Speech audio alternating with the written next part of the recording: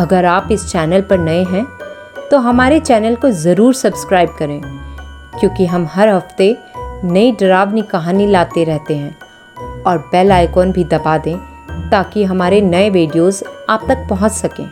तो आज की कहानी शुरू करते हैं।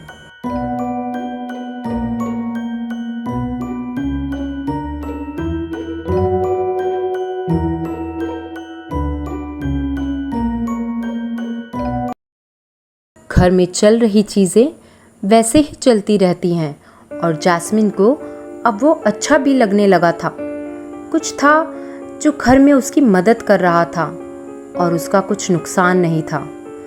3 दिन के बाद शोभित वहाँ पहुँच गया। जैस्मिन उसे स्टेशन से लेने गई और दोनों बाहर ही खाना खाकर घर में आए। शोभित भी 13th फ्लोर पर पहुँचकर चौंक गया कि कोई और फ्लैट नहीं है। उसने जैस्मिन से पूछा, इस फ्लोर पर एक ही फ्लैट है? जैस्मिन ने उसे वही बात बताई जो उसे पहले दिन लगा। यहाँ फ्लैट बहुत महंगे होते हैं और उनका फ्लैट बहुत बड़ा था, शायद इसीलिए यहाँ एक ही फ्लैट होगा। शोभित भी फ्लैट देखकर बहुत खुश हुआ। फुली फर्निश्ड फ्लैट और पूरा फ्लैट साफ सुथरा था। उसने जैस्मिन से पूछा, जैस्मिन, मैं आने वाला हूँ इसलिए तुमने घर इतना साफ रखा है? वाह, थैंक यू। जैस्मिन उसे कुछ नहीं बताती, बस मुस्कुराती है। चलो अभी बहुत देर हो गई है, तुम आराम करो शोभित, जैस्मिन कहती है। शोभित सो जाता है और जैस्मिन कुछ काम करने बैठ जाती है। दूसरे दिन सुबह जैस्मिन किचन में जाती है और वो देखती है कि 2 कप गर्मा गर्म चाय तैयार होती है और शोभित बाथरूम में होता है। वो सोचती है, चलो अच्छा हुआ, जो कोई भी है उसने 2 कप चाय बनाकर अच्छा किया। वो चाय पीने लगती है। शोभित बाथरूम से बाहर आता है और उससे पूछता है, गुड मॉर्निंग जैस्मिन, चाय कैसी बनी है? जैस्मिन थोड़ा चौंक जाती है। गुड मॉर्निंग शोभित, तुमने बनाई है चाय? उसने पूछा। हाँ, मैंने सीख ली चाय बनाना। अच्छी बनी है या नहीं, बताओ ना, शोभित ने कहा। जैस्मिन सोचती है, कल तक जो कोई भी था उसके लिए चाय बनाता था, आज शायद वो चला गया है। चाय बहुत अच्छी बनी है शोभित, मज़ा आ गया पीकर।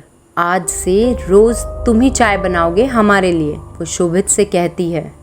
उस दिन वो दोनों घूमने बाहर गए, उनके दोस्तों से मिलकर, और रात को घर लौटे। जैस्मिन के दिमाग में ये चल रहा था कि कहीं घर जाने पर कुछ ऐसा ना दिखने को मिले जिससे शोभित को शक हो जाए। घर में कुछ अजीब है। घर लौटकर जैस्मिन सो गई और शोभित कुछ काम करने बैठ गया। देर रात तक वो काम कर रहा था। रात के करीब 3 बज रहे थे। शोभित ने लैपटॉप बंद किया और किचन में पानी पीने चला गया। उसने फ्रिज से पानी लेकर पिया और बेडरूम की तरफ गया। उसे ऐसा लगा जैसे बेडरूम से कोई बाहर निकलकर बालकनी की तरफ गया है। ये सोचकर कि जैस्मिन होगी, वो भी चला गया। उसने देखा उसके ही उम्र का एक लड़का दूल्हे की तरह तैयार होकर बालकनी की तरफ गया और गायब हो गया। उसे जैसे शॉक ही लगा और वो ज़ोर से चिल्लाया। उसकी चीख सुनकर जैस्मिन जाग गई और भागते हुए बाहर आई। उसे लगा शायद शोभित ने उस चीज़ को देखा जो इस घर में है। वो शोभित को लेकर बेडरूम में चली आई और उससे पूछा क्या हुआ, पर वो कुछ बता नहीं पाया, बस डर से उसे गले लगाकर रोने लगा। जैस्मिन ने सोचा, इस घर में कुछ है, पर वो मुझे इतने दिन से क्यों नहीं दिखा, आज ही क्यों बाहर आया? इतने दिनों से वो मुझे मदद ही कर रहा था। अगले दिन सुबह वो दोनों नीचे सोसाइटी के पार्क में वॉक करने गए ताकि शोभित कल रात की घटना को भूल सके। वो दोनों पार्क के बेंच पर बैठ गए। बगल वाली बेंच पर एक 50-55 साल के बूढ़े अंकल अपने कुत्ते के साथ बैठे थे और उन दोनों को देख रहे थे। अंकल ने उनकी तरफ देखकर स्माइल किया और उन्हें अपनी तरफ बुलाया। वो दोनों वहाँ चले गए। शोभित उनके कुत्ते के साथ खेलने लगा।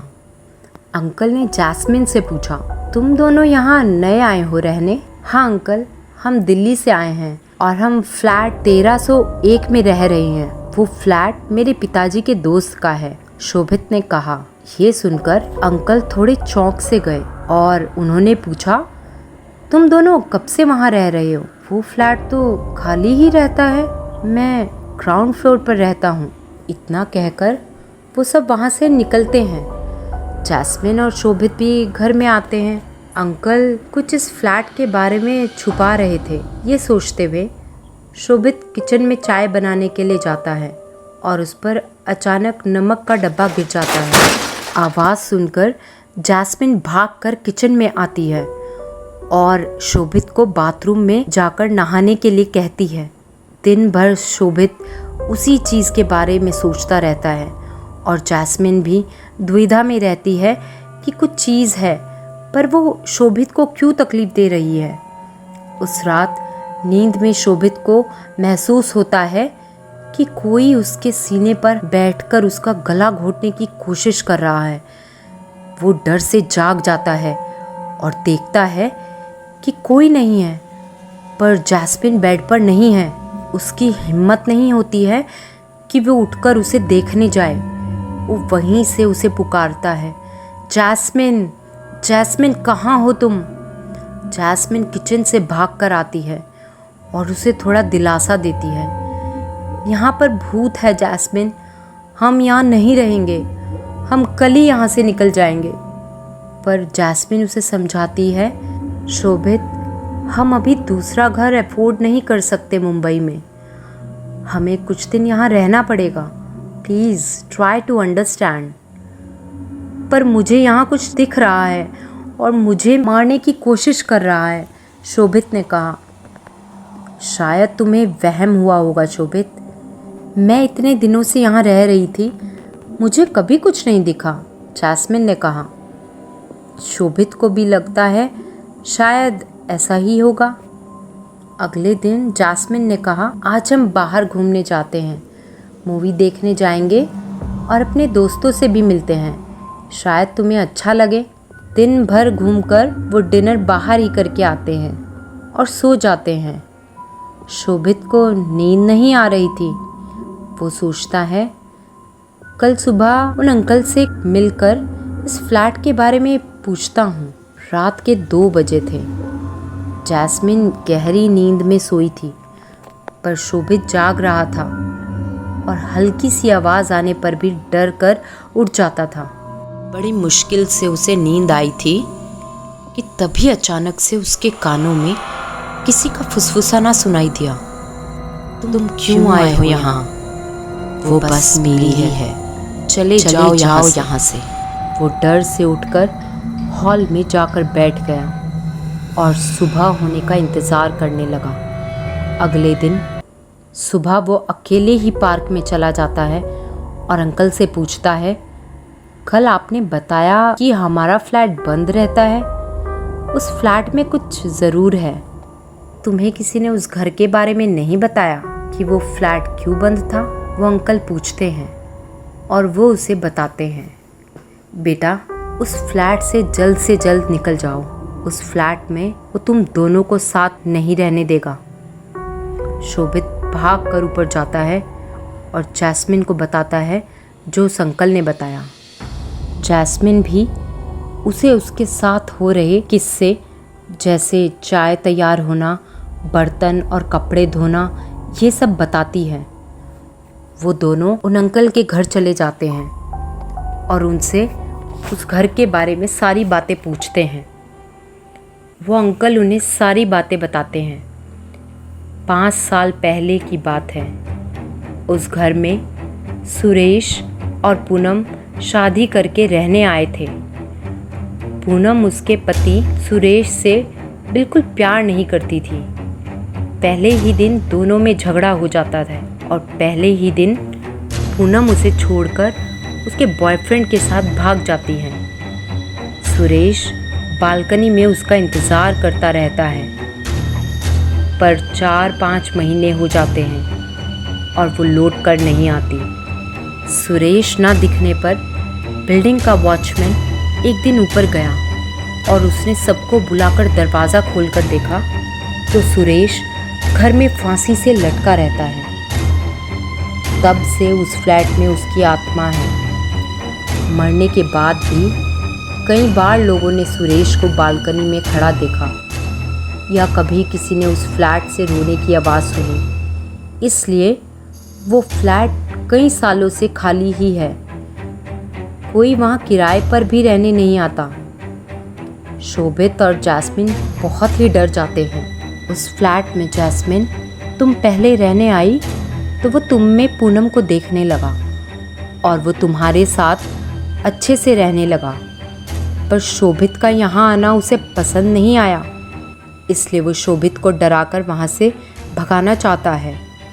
तुम दोनों भी वहाँ से निकल जाओ कुछ हादसा होने से पहले, वरना तुम्हें पाने के लिए वो कुछ भी कर सकता है। अगर तुम्हें रहने की दिक्कत है तो मेरे बेटे का फ्लैट खाली है बांद्रा में।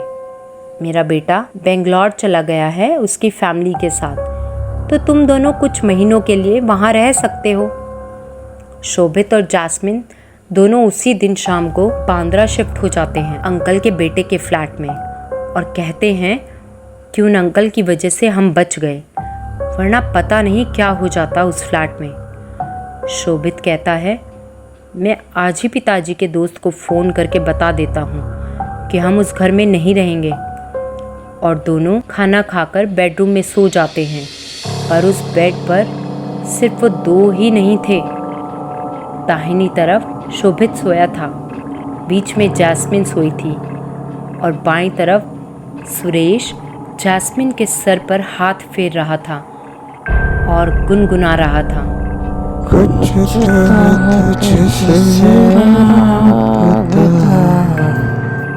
तो दोस्तों, आज की ये कहानी ख़त्म होती है। अगर आपको कहानी अच्छी लगी तो लाइक और शेयर भी करें। अगर आपके पास ऐसी कोई कहानियों का अनुभव है तो हमें ज़रूर भेजें। हम आपकी स्टोरी को अपने चैनल पर पब्लिश करेंगे आपके नाम के साथ।